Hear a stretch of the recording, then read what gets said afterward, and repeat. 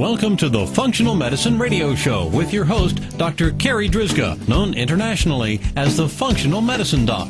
Dr. Carri is committed to helping patients find the root cause of their health problems and fixing the cause with natural treatments so they can feel normal again. Dr. Carri is the founder of Functional Medicine Ontario and is the author of the hit book, Reclaim Your Energy and Feel Normal Again. Please welcome your host, Dr. Carri Drzyzga.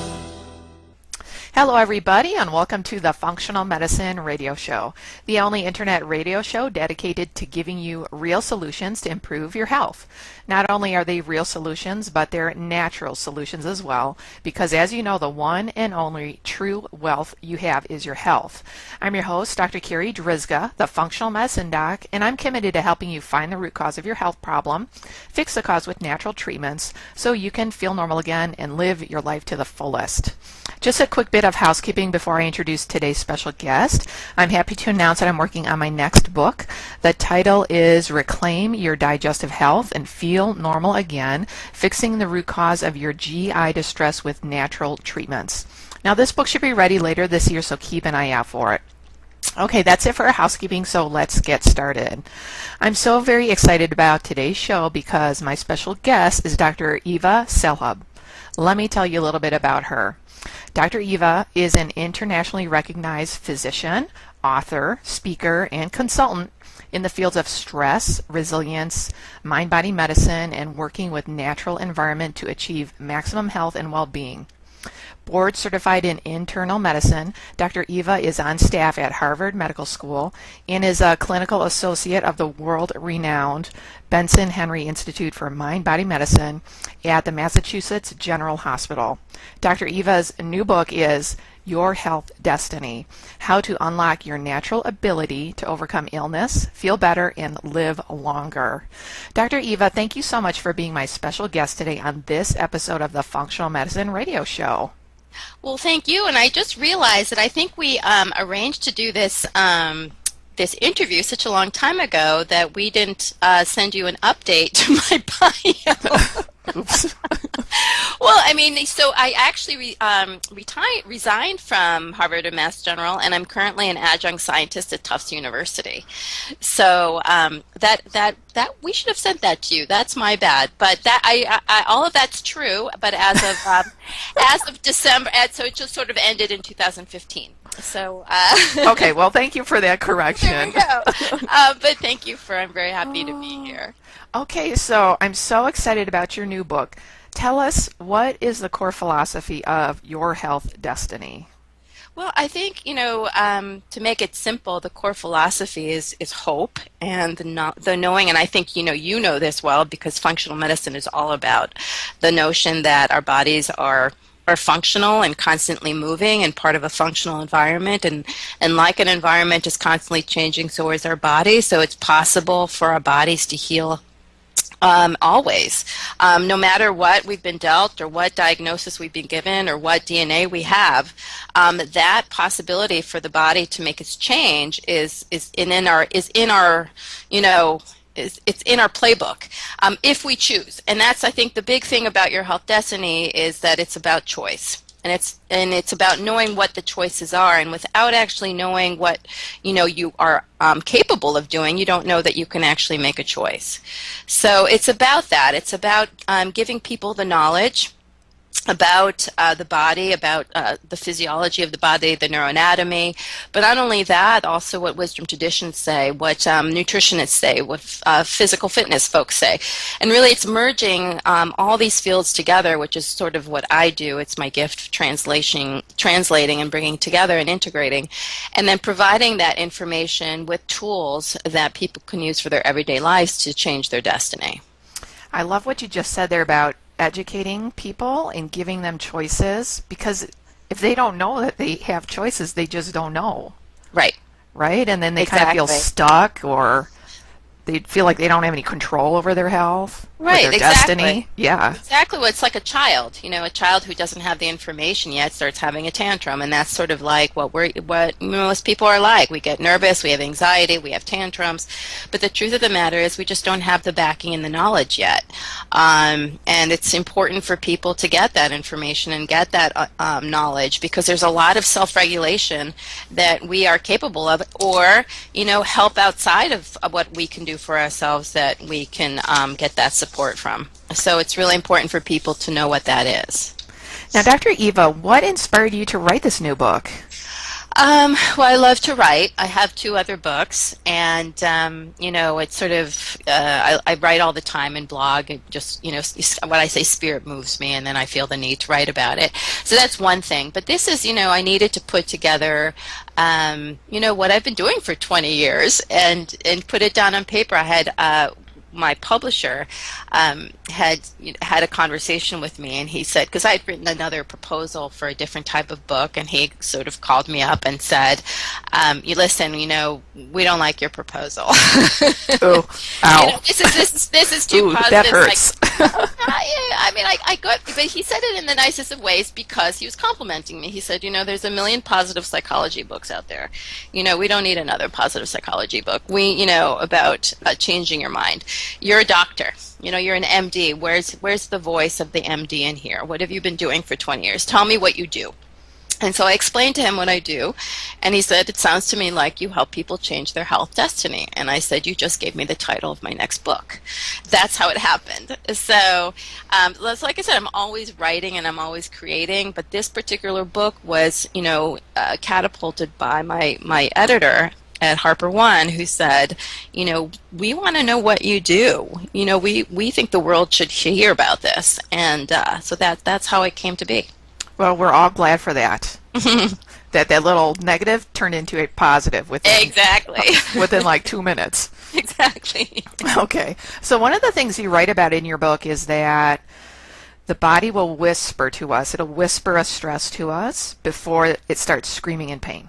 That's right. Well, it's and I think it's what's important to understand is that a whisper is really happening constantly, and that's really just how your body communicates. You have this, we have this incredibly amazing system, as you know, that is just so brilliantly designed in its ability to communicate from one part to the other and with the outside environment, and the body's constantly picking up on signals to let itself know when it needs to adapt and when it needs to change.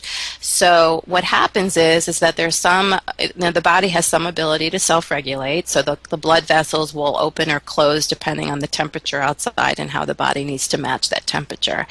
But other times it needs our executive mind to then stimulate the rest of our body to make a change. So for instance, our body will pick up when we're really cold and will give us a sensation of discomfort, and that discomfort will get registered in our higher brain, and our higher brain will then make a decision to go and get a sweater or turn on the thermostat, which is an executive decision, which we couldn't do when we were infants, when we didn't have that part of our brain. So the whispers are just the way the body signals you to make a change, to change positions when you're uncomfortable, or eat when you're hungry, or sleep when you're tired. So those whispers are the sensations that our body will give us to let us know that a change needs to be made, so that we can correct whatever stress is going on, which is simply just a shift in the balance of things. And so when we correct it, we can get the balance back in order. It's always about getting relief and getting that balance back in order. And so the problem is that we're not attuned to our body signals. We're not attuned to our environmental signals, probably like we used to be when we evolved in the wilderness and needed to be attuned to those signals. So now we know when we're tired, we drink coffee, or we turn on the light instead of going to sleep, and so what happens is you're not paying attention to the signals that are saying, I'm tired, I'm hungry, I'm cold, I'm sad, I'm this or that. We ignore it, we override it, and then what happens is that the body then starts screaming because it's not being taken care of. Yeah, and then I would say another thing that people often say is, well, I'm just getting older. Like that signal, I'm just getting older, and that's normal. Well, to a certain extent, it's true. As your body gets older, its ability to adapt successfully to a changing environment is lessened. So that is true. But But having said that, you can still adapt. You might be doing it more slowly, but the fact that you haven't been listening for 30 years means the system's going to be much more limited in its capability of adapting than it would have been if you were paying attention, because you wouldn't have had inflammation going on for 30 years. Or, it's sort of like, I like to use the analogy of a car because people can, understand that. So if you have a car that you've been really, really taking good care of, you've been getting it, maintenance, and giving it the right kind of fuel and keeping it clean, what have you, that car is going to last a much longer time than one you're not taking care of. It doesn't matter what the kind of car that it is. It can last a really long time. And so it's the same with us and our genetics. Some of us have better genetics than others, of course, but the better we take care of our mind, body, and spirit, the more aware and attuned we are in maintenance and making sure there's good fuel in the tank and then fuel in our minds, we can last a really long time without falling apart. But, eventually that car will fall apart, and we eventually will. We're eventually going to die. That's just the way it is. The body does get older, and that is a stress, but it doesn't have to be. It's what we call a successful aging. It doesn't have to be bad. Okay, so basically you're saying that we need to start paying better attention to ourselves, to what our body is whispering to us. So as we start doing that, what's the best way for us to respond? Well, first of all, it's, I think, also important to remember that we need to observe and listen in the most loving of ways. I think that, we think, oh, I don't want to do this, or I don't want to feel this, I can't pay attention to myself, I've got too many other people to pay attention to. And so, again, it's remembering that, you cherish your car. This is your prized possession. And that we need to actually approach ourselves in the same way, that we are our prized possession. See your body, your mind, yourself, your spirit as your prized possession, because the better you take care of you, the more in service you can be. Right? We want to be able to overflow with our love for others, or our ability to care for others, not sort of doing it at our own expense so that we fall apart. So it's really important to pay attention with love, cherishing ourselves and cherishing our bodies as if it's the most important thing in the world. And then really, as you pay attention to what the body needs, you start understanding what it needs. And sometimes it needs rest, and sometimes it needs the right kind of food. You'll notice that when you eat certain foods, you feel worse. You start becoming attuned to what it feels like to feel good. Now, most people don't know what it feels like to feel alive and thriving and vibrant. They just don't know. They think they have, but they haven't actually, fixed their diet and worked on becoming calm and relaxed and meditative, and they haven't gotten enough sleep or whatever that is, or worked on their thoughts and beliefs. And that when you do these things, even for just a week, you feel so good. Now you have contrast. Now you have the contrast to notice when the body is not feeling good. And you can start saying, well, what is it that this body, this mind, this spirit, this heart, what is it that I need? Do I need more sleep? Is it an old belief system that's coming forward that I need to take care of? Is it that I'm, not getting the right fuel in my body in the form of food or sleep or friendships? So we start addressing everything at different levels, and we start creating an infrastructure to support that system. And that infrastructure, I utilize nutrition and sleep and spirituality and meditation and laughter, friendship, all the things that we need as human beings to allow us to cope in a very difficult world. Okay, so let's kind of switch gears here. One of the things that you talk about in your book is about the connection between the neurotransmitter, or the brain chemical serotonin, and the gut. Mm-hmm. So can you talk a little bit about that and how that helps us feel? Right. So I just want to step back a bit and think about, we didn't evolve living in, high rises. We evolved in wilderness. And so just like any other animal, we need to have a signaling system in our body that lets us know when we're safe and when we're not safe, so that then we can be alerted to what we need to do. And so every area of your body that is exposed to the outside is going to have within it an ability to recognize something that's other than self. Right? Something that could be dangerous. Our eyes will recognize something of the different animals or structures that may be threatening. Our smell, so our nose, our ears, our skin, and then our mouth and our digestive tract and our lungs. So anything that is like taking something in that is going to be coming in into the inside needs to have a very, very secure sort of parameter around it to be able to say, what is this? Is this good for me? Is it not good for me? Is this me? Is it like me, or is it not like me? Because if it's not like me, I don't want it. I need to push it out.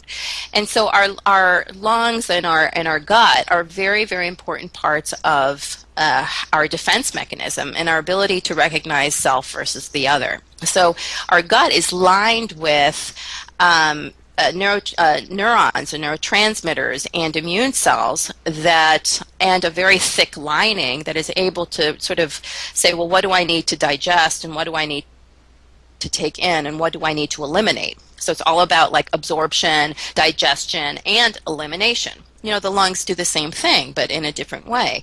So it's important that, you know, the gut is really strong and it's really firm and it's got like a really good microbiome, which is the good bacteria that are living in there, so that it can support the system to maintain, you know, a very strong self. And so with that, we have sort of 90% of our serotonin, which is our feel-good neurotransmitters, as well as our immune system, is really lined in the gut, so that the gut can then send signals directly to the brain.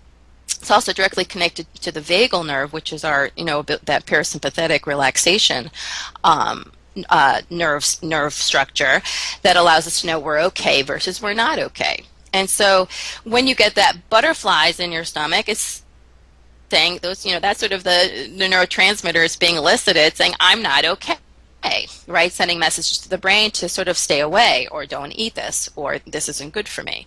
And so that is really important to remember the function of the different systems of our body, which I review in my book, and then understand that that function works via hormones, neurotransmitters, and immune cells. That's how the body is actually communicating messages from one part to the next, so that it knows what to do and what's going on the outside as well as the inside.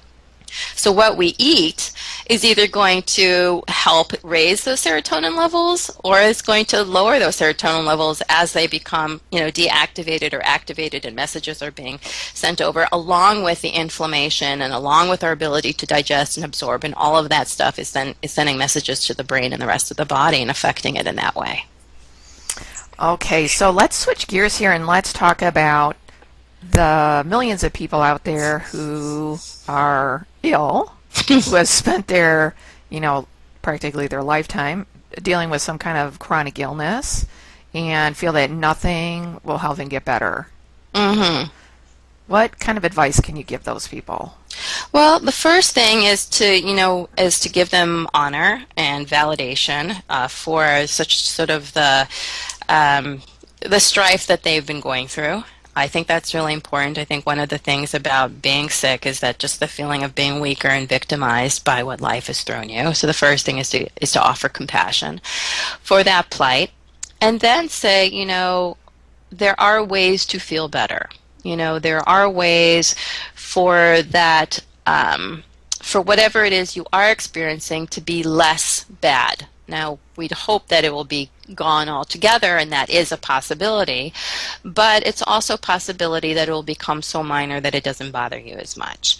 So it's really about saying you haven't likely addressed all the different things that you can do, including your mindset. So the mindset of a victim, even though you have every right to feel like one, is going to put such stress in the system that it's going to cause more inflammation and the lowering of all those neurotransmitters, and literally going to make your pain worse or the sickness worse. So when we start changing our mindset to one of a victor, which we all have that choice no matter what's going on in our lives, as awful as it may be, we can say, okay, well, I could choose to feel that I'm enough. I can choose to figure out ways to access my resources. I can choose to honor the way I feel and then take care of myself the best that I can. And that you will find that that actually will help the pain or whatever you're going through become much less. Okay, fantastic. And then what advice would you give those people out there that were just like recently given a diagnosis? Again, first compassion, understanding how scary that is, and that, nobody wants to be giving a diagnosis, and to really pay attention to how that feels, how it's making them feel, and to honor that, and I give people the tools to heal. What is this bringing up in me, this feeling of not being enough, this feeling of hurt, this feeling of fear, and we take care of the feeling. The only thing we can really do is manage the way we feel. We can't actually fix the world outside of us. But just because you were given a diagnosis doesn't mean you're going to have to live with it. You might have a diagnosis forever and then never have the symptoms. It happens all the time. So, I always say just because a disease has entered the body doesn't mean it will manifest itself. That's the thing that you have control over. So the first thing is to fill yourself up with a lot of love and compassion, to work on that fear of not being enough and not being able to handle it, and then sort of start rethinking what this diagnosis, what I have been diagnosed as. What I find in when you get these diagnoses, that they're labels, and you get labeled into, I have diabetes, and that's really scary to people. It's disconcerting, and it makes you feel really vulnerable, as opposed to I have an imbalance of sugar. Right. And just that statement alone makes you feel empowered, and that's really the key of your health destiny. And the work that I do is helping people feel empowered, and which is why POWER is the acronym I use in the book, to feel like, how can I get power over this? And part of this is just changing the way you view something. You can use the label to understand that there's a pattern there, but then throw the label away and just understand what the functions are. What is the functional aspect of a diabetes, of the imbalance of sugar and insulin, and how can I then get control over that? So when we start breaking it down to functions, which I do in the body, and sort of the psychospiritual aspect and the mental aspect, then we say, okay, I can actually get control over this, and people do. Okay, so what are some of the tips from your book that you can share with our listeners? Well, the first thing is to think about power. Do I want to have power in my life, or do I want to be, vulnerable? And, do I want to be a victim, or do I want to be a victor? That's the choice you want to make, because if you do make the choice to be in your power and be a victor, there's a lot you can do. So that's the first step. Two is from the P, it's a pause. Take a moment to take some deep breaths and take a pause. Our mind just can run into all kinds of directions and create more stress. Take a pause, and then the O is optimize your knowledge. What is it that I need to know? What are the doctors saying? What are the statistics? What are wisdom traditions saying? Like, what knowledge is, power. Right? And then the W is about what I call witnessing. Start witnessing. What is my body telling me? What are the sensations I'm experiencing? E is what emotions and beliefs do I have to examine that are being triggered that I now have the opportunity to heal, which is what the R is. R is about releasing toxins, releasing anxiety, releasing negative belief systems, and creating that relief in the system so that it can restore itself back into balance, so that the natural capacity for the body to heal itself is now accessible. So you said pause, optimize your knowledge, witnessing, emotions, and then releasing. Yeah, release, relieve, and restore. So release, relieve, restore. Can restore it back into its optimal balance. Oh, I love that. Yeah. Okay, so Dr. Eva, what are 3 things that you recommend our listeners do if they want to improve their health destiny? Well, like I said, the first thing is to learn how to get a little bit more quiet. Take some time to learn how to take deep breaths. There's plenty of ways to even meditate for 10 minutes. I've got lots of stuff on YouTube, and many other people do as well, different meditations. Start learning to slow down a bit, because the more you don't pay attention, the faster you go, the more the body's going to break down. You need to pay attention and think about, what do I need to do to fuel myself to be at my best? What do I need to do to fuel my body so its natural ability to heal is accessible? So take that pause. Take the time to rest, relax, meditate, become more connected with your body, become more aware, to do that witnessing. The second thing is really approach everything related to yourself with love. We know that love heals, and that most of us ignore ourselves. we should on ourselves, we shame ourselves, we ignore ourselves, and really start paying attention to what is it again I need to be fueled to be at my best. And so that leads me into the next thing is really look at your sleep and your diet. Really look at that. Am I getting enough rest? Am I waking up feeling rested? Is this food really fueling me, or is it hurting me?